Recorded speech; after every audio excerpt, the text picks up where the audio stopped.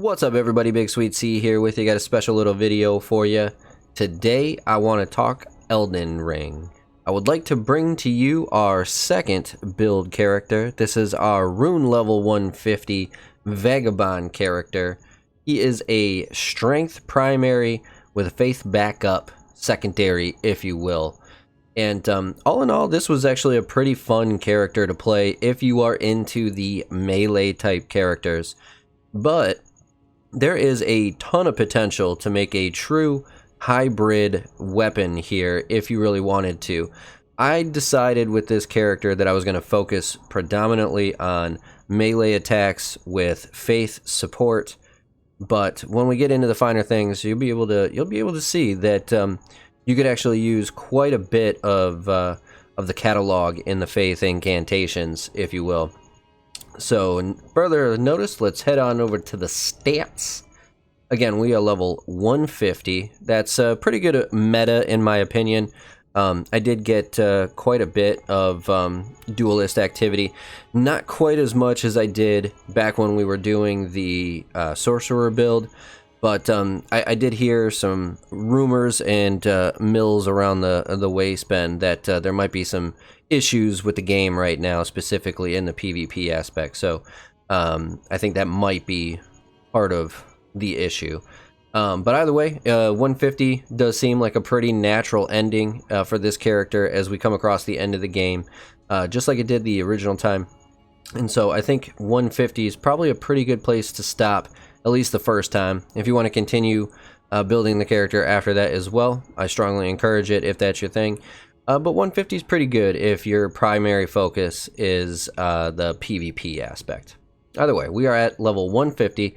Our attribute points, we've got 60 into Vigor. 60 again is the hard cap of Vigor. Vigor is basically our HP and our Vitality.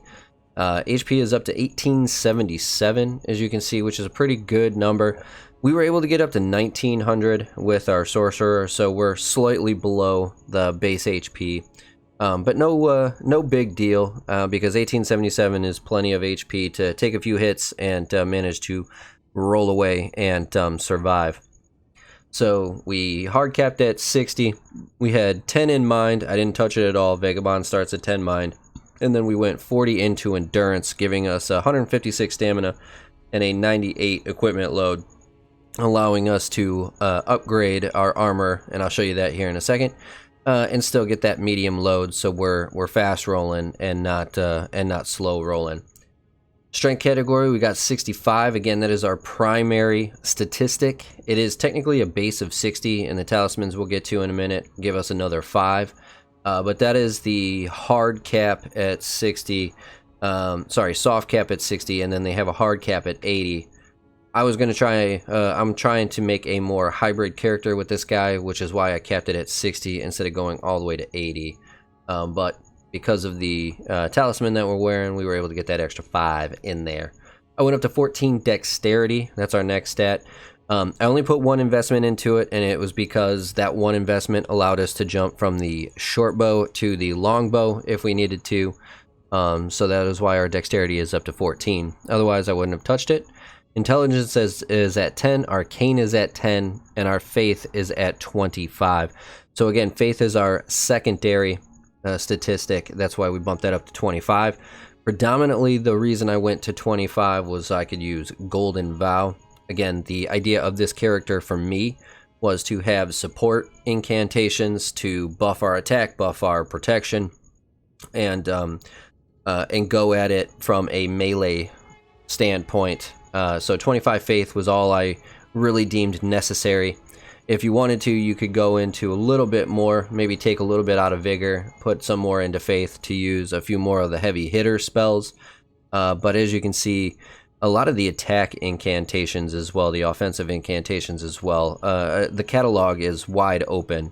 If you care to do some of the fire damage, maybe the black magic damage, or any of the bestial sanctum stuff. So you get a pretty good range of attack spells as well as support incantations with 25 Faith, which is why I didn't think we needed to go any higher than that. I went into 10 Arcane so we could use the Blood Flame enchantment, I went 10 into intelligence in case I wanted to use the Briars of Sin or Briars of Punishment sorceries. 10 allows you to use one of the staves. Otherwise, you wouldn't be able to cast any sorceries. So I had to put 1 into intelligence. I believe it was only 1 into intelligence, so I could use the 1 carry-on sorcerer's staff. That about wraps it up for the stats.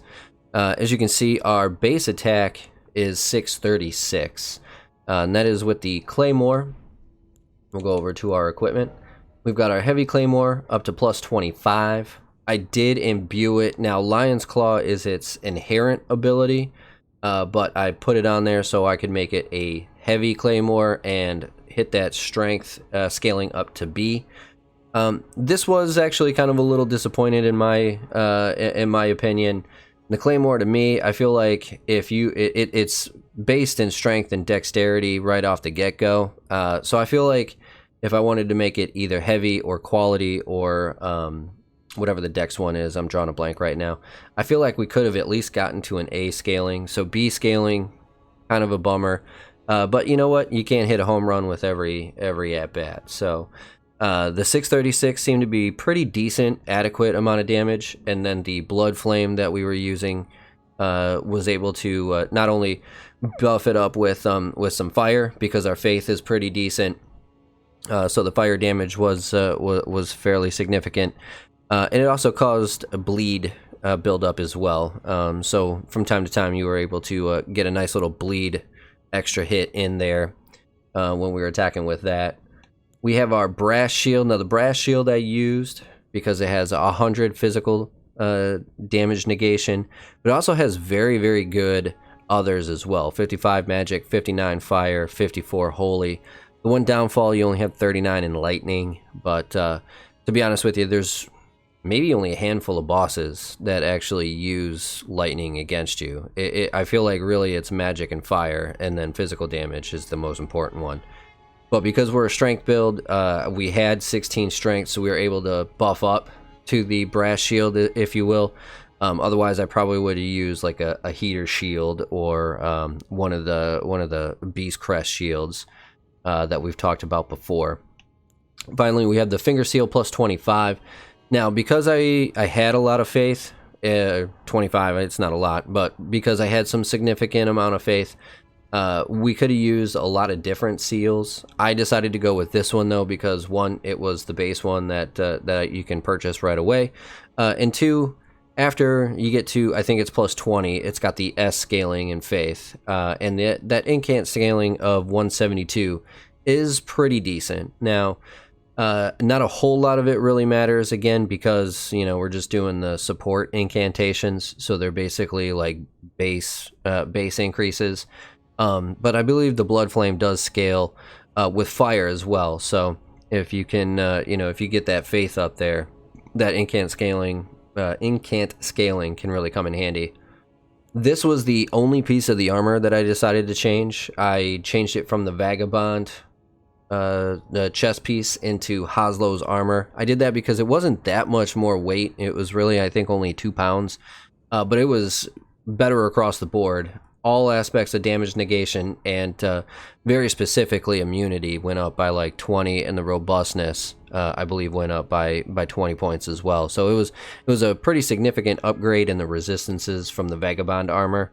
Otherwise, we just have our standard armor sets: the Vagabond Knight Helm, the Vagabond Knight Gauntlets, and the Vagabond Knight Greaves. This was the only thing that we decided to change. For our talismans, we have the Urge Tree Favor plus 2. It's no brainer. Raises maximum HP, stamina, and equipment load. The idea here, again, we're going to be a melee guy, so we want a lot of HP, we want a lot of stamina. The easiest way to be able to roll out of attacks is to lower that equipment load, so the fact that this gives us all 3 is kind of a no-brainer. Old Lord's Talisman. This one actually, depending on what I'm doing and who I'm fighting, I will go back and forth between the Old Lord's Talisman and the Hammer Talisman. The Old Lord's Talisman is really quite nice, specifically for the PvP aspect of it, because it extends the spell effect duration.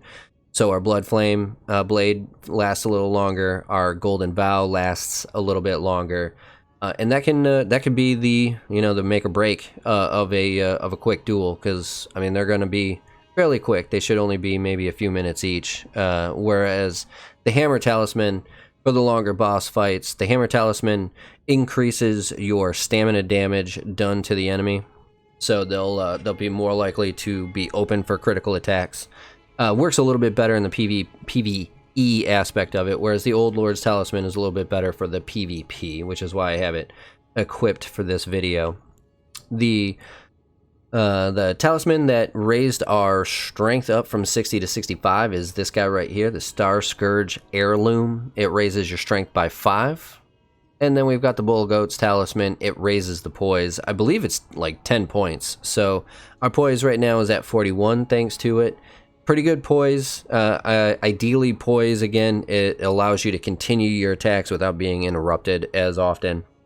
And when you're a melee character that's depending on doing primarily up-close melee damage, not being stunned out of attacking can really help, since that's your base way of attacking.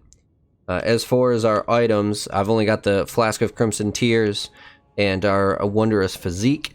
The Wondrous Physique that we have is the Strength Knot Crystal Tier, which temporarily boosts your strength by 5. So it actually, we run into it with 70. And then the Crimson Burst Crystal Tier, which steadily restores HP for a time. There are the ones that negate damage for a temporary amount of time. Those are also decent ones to use. But the steadily restores HP for a time, I believe, is a 3-minute upgrade. As opposed to the damage negation ones. First time they hit you, it's over. And that could be a really good thing, because maybe they come out the gate with a heavy hit and it stops you from dying right away. Or it could just be kind of like a little poke from a dagger, and basically you just lost whatever protection for almost no damage whatsoever. So they're kind of hit and miss. That's why I tend to like these guys instead. It's a more steady thing. But overall, I did generally like this character. And like I was saying, you can, not just for PvP, but for PvE as well, because you get a lot of options out of the incantations. That 25 Faith allows you to use a lot of the spells in the game, which is kind of cool if that's what you're going for. This one, again, was primarily up close and in your face. A little more old school, kind of like Dark Souls as opposed to the newer style. I know in this one you get a lot of weapon arts and stuff. This one is, you can be a little bit more patient, but I had fun building this one, and I hope you guys enjoyed the video as well. Enjoy the PvP. Sweetness, signing off. Peace.